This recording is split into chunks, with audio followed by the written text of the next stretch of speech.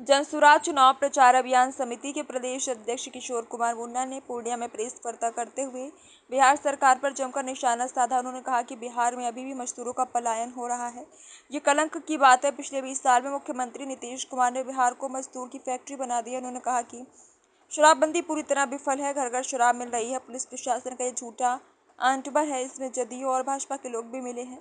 मतदाता गहन पुनरीक्षण के सवाल पर कहा ये आम नहीं होना चाहिए। 8 महीने पूर्व हो जाता है तो कोई सवाल नहीं उठता। उन्होंने कहा कि जनसुराज के प्रति लोगों का विश्वास बढ़ा है और आने वाले चुनाव में अप्रत्याशित परिणाम आएंगे। पूर्णिया से रोहित कुमार की रिपोर्ट। तो इसका रूपरेखा किस तरह से होगा सर? मैं आज मुख्य चुनाव अभियान समिति का पूर्णिया प्रमंडल का बैठक था। इसमें 4 जिले के 16 सदस्य हैं। उसके संयोजक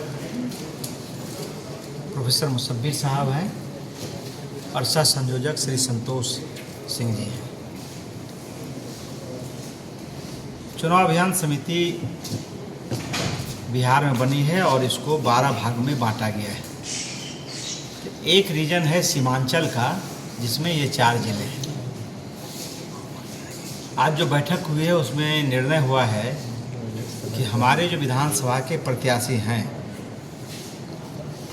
उनको हम कैसे कम समय में ज़्यादा लोगों से कनेक्ट करें, कैसे लोगों के जो मूल समस्या है उससे उनको जोड़ें, उस पर आज चर्चाएं हुई हैं। जो सीमांचल है, आप जानते हैं कि देश का और बिहार का सबसे पिछड़ा इलाका है। सबसे बड़ी समस्या यहाँ गरीबी और पलायन है। जनसुराज 3 साल से अभियान चला रहा था। 8 महीना पहले एक पार्टी के रूप में काम करना शुरू किया है और अब बिहार में वो एक वैकल्पिक, मजबूत वैकल्पिक व्यवस्था बनी है। ये सच है। आप जानते हैं कि बिहार में जो बदहाली है, जो गरीबी है, जो कुव्यवस्था है, जो अशिक्षा है, स्वास्थ्य के मामले में जो बिहार फिसड्डी है, प्रति व्यक्ति जो इनकम है वो देश में सबसे कम बिहार के लोगों का है। तो उससे निकालने का एक ठोस विकल्प अब सिर्फ जनसुराज ही है। आपको याद होगा कि प्रशांत किशोर जी जब 2 अक्टूबर 2022 को भितरवा से अपनी यात्रा शुरू किए थे तो उन्होंने स्पष्ट कहा था 6 महीने के बाद, बल्कि 4 महीने के बाद ही, कि भाई इस राज्य में 8400 पंचायत है। जनसुराज ने हर पंचायत के लिए अलग से रोड मैप बनाया है।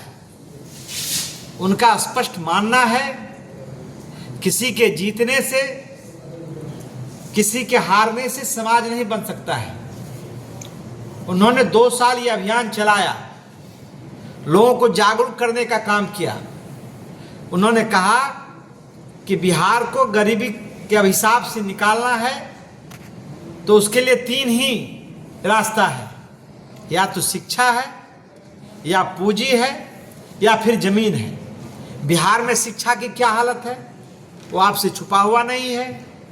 बिहार में जो सरकारी स्कूल है उसमें पढ़ाई लिखाई है नहीं।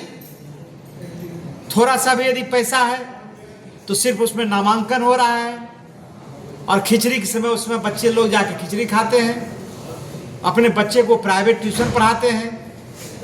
क्योंकि यहाँ उतना कॉलेज है नहीं तो उसको सरकारी महाविद्यालय और विश्वविद्यालय ही भेजना पड़ता है, तो वहाँ सिर्फ डिग्री बट रही है। जो ज़मीन है लोगों को, इस राज्य में समाजवाद के नाम पर बड़ी बड़ी बातें होती रही, लेकिन 60% से ज़्यादा लोगों के पास तो ज़मीन है ही नहीं, वो भूमिहीन है। जो 40 व्यक्ति बचे हुए हैं उसमें 35 आदमी के पास सिर्फ 2 एकड़ ज़मीन है जो सिर्फ खाने का है। बचाने का नहीं है। 5% के पास मात्र जमीन है। जो पूंजी है